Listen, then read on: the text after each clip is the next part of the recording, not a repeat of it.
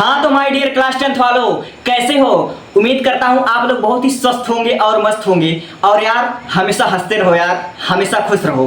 ठीक है, आज मैं इस वीडियो में आपके लिए जो चीज लेकर आया हूँ, यकीन मानो मेरे दोस्त, उसे सुनकर आप लोग खुश हो जाओगे और खुश ही रहोगे। ठीक है, बोर्ड एग्जाम देने जाओगी तो ही खुश रहोगे और एकदम से वंडर आश्चर्य में पड़ जाओगे कि भाई ने जो बताया था सेम टू सेम वही आया था। ठीक है, तो आप लोग अंदाजा लगा चुके होंगे मेरी बातों से कि मैं आज इस वीडियो में आप सभी को बताने वाला हूं class 10th Hindi board exam 2026 में आखिर ऐसा क्या पढ़कर जाएं कि एकदम हुबहू 100 में 100 मार्क्स हम अच्छे से स्कोर कर ले बिना किसी टेंशन के। ठीक है, बिना किसी टेंशन के।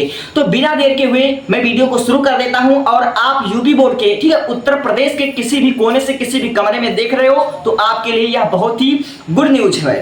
ठीक है, तो देखो दोस्त, सबसे पहले हम बात कर लेते हैं हिंदी गद्य की। ठीक है, हिंदी गद्य में 2025-26, ठीक है, सिलेबस के अनुसार तो कुल 7 चैप्टर हैं, लेकिन आपको सिर्फ 3 चैप्टर पढ़ लेना है। ठीक है, मेरे कहने से सिर्फ 3 चैप्टर पढ़ लो, सिर्फ 3 चैप्टर आपको रेडी करना है और 100% आपके बोर्ड एग्जाम में हर एक सेट में आएगा मेरे भाई, सिर्फ 3 चैप्टर। ठीक है, और आपको उसको गाइड से पढ़ लेना है। ठीक है, बुक का हर एक पैराग्राफ आपको पढ़ लेना है। तो सबसे पहला चैप्टर जो हमारा आचार्य रामचंद्र शुक्ल का मित्रता बोर्ड एग्जाम की दृष्टि से बहुत ही इंपॉर्टेंट है और 5 से 6 सेट में हर साल आते हैं। ठीक है, तो सबसे पहला चैप्टर आपको क्या पढ़ लेना है? मित्रता, आचार्य रामचंद्र शुक्ल का मित्रता पढ़ लेना है। और फिर उसके बाद आपको जो हमारा तीसरा चैप्टर है, ठीक है, डॉक्टर राजेंद्र प्रसाद का भारतीय संस्कृति, ये भी बहुत अच्छे से गाइड से आपको पढ़ लेना हर एक पैराग्राफ। ठीक है, और तीसरा जो हमारा चैप्टर होगा, ठीक है, तीसरा चैप्टर वैसे तो हो गया या 6वां चैप्टर, लेकिन जो हमारा तीसरा चैप्टर होगा वह होगा भगवत शरण उपाध्याय का अजंता। ठीक है, अजंता चैप्टर आपको बहुत ही अच्छे तरीके से पढ़ लेना है। इसको पढ़ने के बाद आप लोग यूपी बोर्ड के किसी भी सेट में, ठीक है, किसी भी सेट से आपका पाला पड़ जाए, हर एक सेट में ये आपको देखने को मिल जाएगा, ये मेरी गारंटी है। ठीक है, अब मैं बढ़ता हूं हिंदी काव्य को। ठीक है, हिंदी काव्य की तरफ देखो 2025-26, ठीक है, सिलेबस के अनुसार कुल 13 चैप्टर हैं। ठीक है, हिंदी काव्य में, ठीक है, हिंदी पदांश में कुल मिलाकर 13 चैप्टर हैं, लेकिन मेरे कहने से सिर्फ 4 चैप्टर रेडी कर लो, सिर्फ 4 चैप्टर रेडी कर लो, हर एक सेट में फंसेगा। सबसे पहले जो हमारा सूरदास का पद है, बहुत अच्छे तरीके से आपको गाइड से पढ़ लेना है। अगर आप लोग YouTube पर 1 घंटे की वीडियो देख लोगे ना तो भी आपकी एकदम रेडी हो जाएगा। ठीक है, और दूसरा चैप्टर आपको पढ़ लेना है धनुष भंग। ठीक है, तुलसीदास का धनुष भंग वन पथ पर, बहुत ही इंपॉर्टेंट चैप्टर है और हर साल आता है।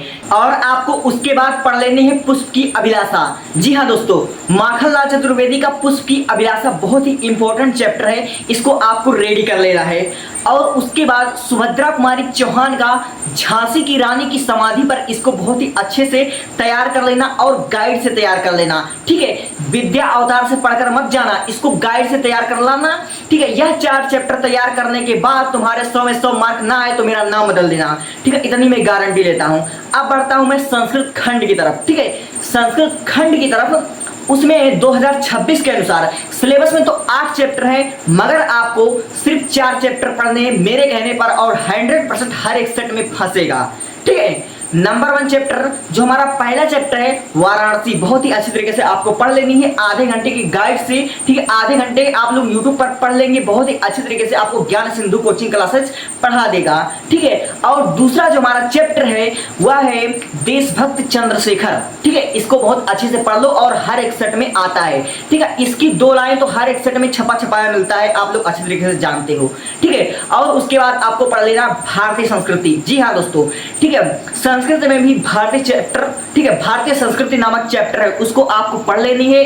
ठीक है, और आपका जो प्रबुद्धो ग्रामीण है, संस्कृत का मोस्ट इंपॉर्टेंट चैप्टर प्रबुद्धो ग्रामीण, उसको बहुत ही अच्छे तरीके से संदर्भ सहित व्याख्या आपको बहुत अच्छे से समझ लेनी है। और हाँ दोस्तों, रटना नहीं है, रटोगे तो अपने आप डिप्रेशन में चलो जाओगे। ठीक है, लेकिन मैं आपको यहाँ डिप्रेशन में डालने नहीं आया हूँ, मैं आपको कुछ ऐसा बताने वाला हूँ शुरू से लेकर आने वाले बोर्ड एग्जाम में, ठीक है, जो आपका फरवरी में बोर्ड एग्जाम होगा वहां तक भी आप लोगों को डिप्रेशन का शिकार ना होना पड़े, इसलिए मैं बता रहा हूँ। ठीक है, अब मैं बढ़ता हूँ। ठीक है, मुक्ति दूत, जवाहरलाल नेहरू, ठीक है, ये सब जो होता है वो आपके डिस्ट्रिक्ट के हिसाब से, आपके जिला के हिसाब से आता है। ठीक है, तो आप लोग अपने, ठीक है, जिले के हिसाब से इसको याद कीजिएगा। 3 नंबर का हमारा मुक्ति दूत होता है।